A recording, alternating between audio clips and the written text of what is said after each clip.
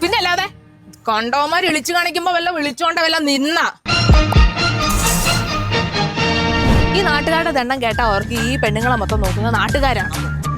ഇഷ്ടമില്ലാതെ 5 കുട്ടികളെ വളർത്തിയില്ലേ, അതിന്റെ ഒരു ഏനക്കേട് നാട്ടുകാർക്കുണ്ടാവും. എനിക്ക് അങ്ങനെയൊക്കെ പറയണേ, മാതിരി കാര്യമായിട്ട് എടുക്കണ്ട. ഈ 5 പെണ്ണുങ്ങളെ കഷ്ടപ്പെട്ട് നോക്കുന്ന ഞാൻ തന്നെയല്ലേ, വേറെ ആരെങ്കിലും ഞാൻ ഏൽപ്പിച്ചോ? നല്ല അന്തസ്സായിട്ട് നാട്ടുകാർ നീട്ടുന്ന രീതിയിൽ 5 എണ്ണത്തിനെ ഞാൻ കിട്ടും. ഇന്നത്തെ കാലത്ത് 5 പെണ്ണുങ്ങളുടെ ചെലവ് നോക്കി കെട്ടിച്ചു വിടും കുറെ.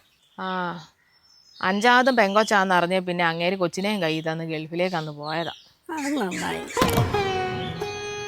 എൻ്റെ ഭാഗ്യക്കേട് കൊണ്ടാണോ പിള്ളേരുടെ ഭാഗ്യക്കേട് കൊണ്ടാണോ അങ്ങേരങ്ങ് പോയില്ലേ? പക്ഷെ വിദേശത്തുണ്ടായിരുന്നപ്പോൾ തന്നെ അങ്ങേര് ടേം ഇൻഷുറൻസ് എടുത്തുണ്ടായിരുന്നു. മരണശേഷം ഞങ്ങൾക്ക് 2 കോടിയാണ് കിട്ടിയത്. ഈ മരണമൊക്കെ എപ്പോഴാണ് വരുന്നതെന്നൊക്കെ ആർക്കെങ്കിലും പറയാൻ പറ്റുമോ? എന്തേലും ആവശ്യത്തിന് ഈ നാട്ടുകാരുടെയും വീട്ടുകാരുടെ മുമ്പിൽ കൈ നീട്ടുന്നതിനേക്കാളും ഭേദമല്ലേ ഈ മാസം ഇച്ചിരി പൈസ മാറ്റി വെക്കുന്നത്? ഓ, അപ്പോ കുട്ടികളുടെ അച്ഛന് വിദേശത്ത് നല്ല ജോലിയായിരുന്നല്ലേ, അതല്ലേ ഇത്രയും പൈസ കിട്ടിയത്? അതിപ്പോ മാസം 800,000 രൂപയുള്ള ചെറിയ തുക എടുത്തിട്ട് നമുക്ക് ഇൻഷുറൻസ് എടുക്കാമല്ലോ. ബയോയില് ഇന്ത്യയിലെ ടോപ്പ് ഇൻഷുറൻസ് കമ്പനികളെല്ലാം കമ്പയർ ചെയ്ത് നമുക്ക് ഇഷ്ടമുള്ള എടുക്കാന്നേ.